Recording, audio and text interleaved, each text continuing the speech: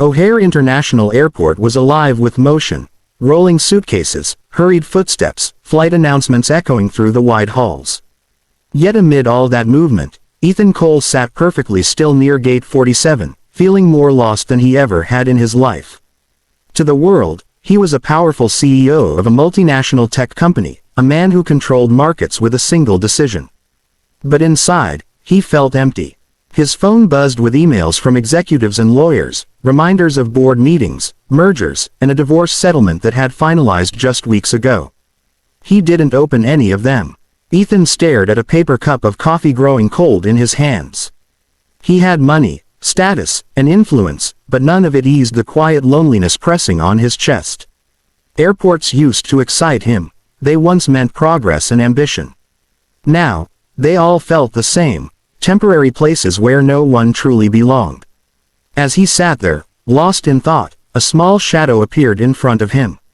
"Are you lost too, mister?" a gentle voice asked. Ethan looked up, startled. Standing before him was a little girl, no more than 7 years old, wearing a pink backpack almost too big for her small frame. Her hair was tied into 2 messy ponytails, and her eyes were filled with innocent curiosity, not fear or judgment.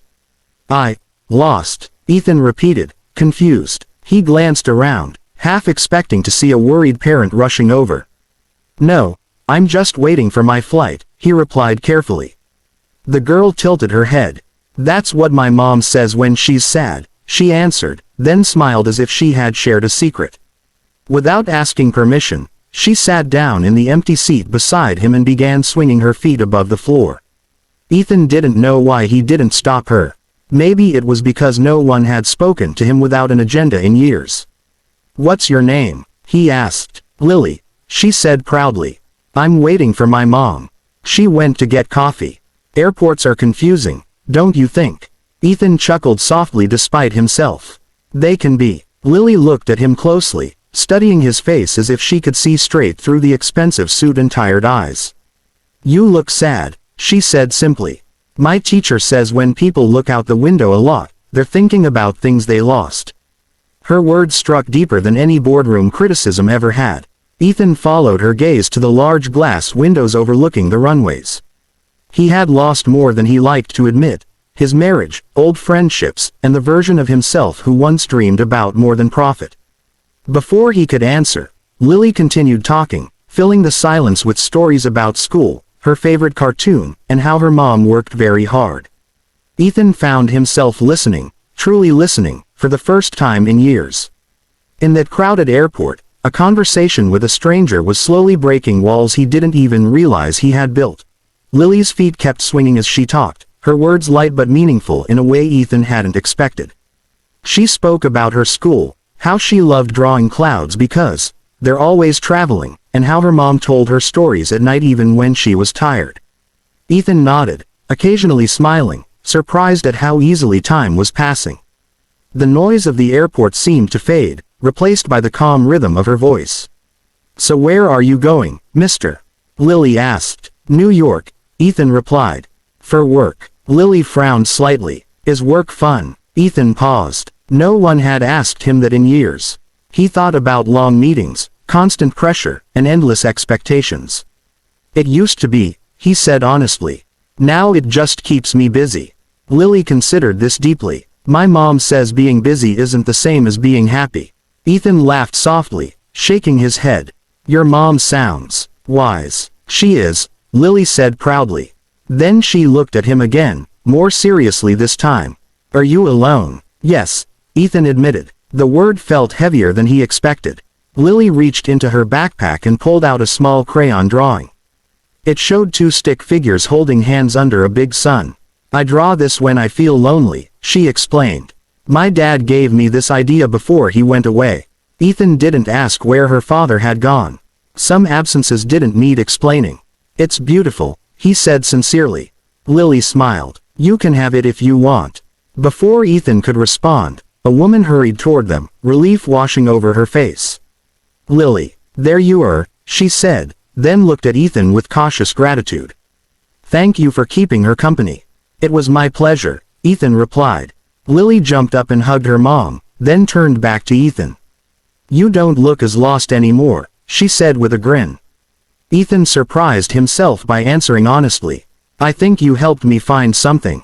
The boarding announcement for his flight echoed through the terminal. Ethan stood, adjusting his jacket. Lily waved enthusiastically. "Remember what I said?" she called out. "What was that?" Ethan asked. "Being kind helps you find your way," she replied. As Ethan walked toward the gate, the crayon drawing folded carefully in his pocket, he felt a quiet shift inside him. The problems in his life hadn't vanished, but they felt lighter. For the first time in a long while, he wasn't thinking about deals or deadlines. He was thinking about simple truths spoken by a child. When he boarded the plane, Ethan looked out the window, not with regret this time, but with something close to hope. He didn't know where life would take him next, but he knew he no longer wanted to be lost inside. The plane lifted smoothly off the runway, the city shrinking beneath the clouds. Ethan Cole leaned back in his seat, the gentle hum of the engines surrounding him.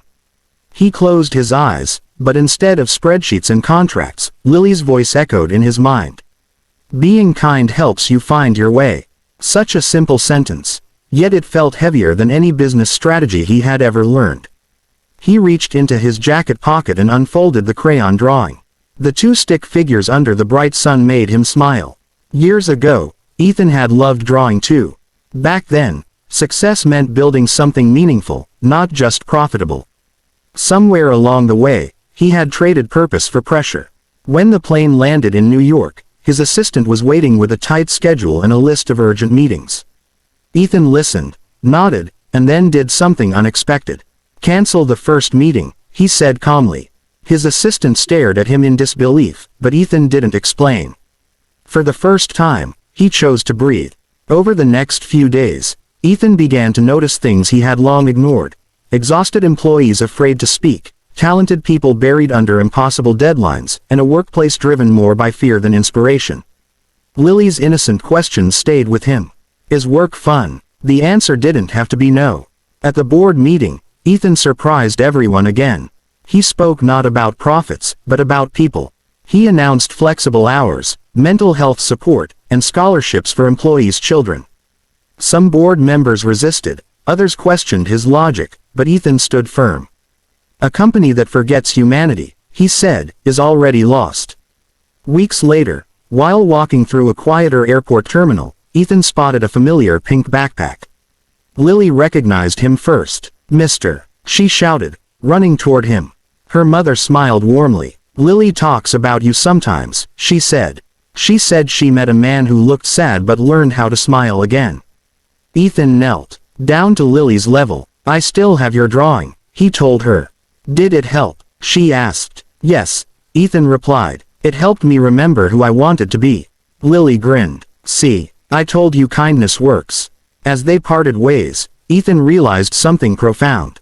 That brief meeting at the airport hadn't just changed his mood, it had redirected his life. He walked forward with lighter steps, no longer chasing success for its own sake.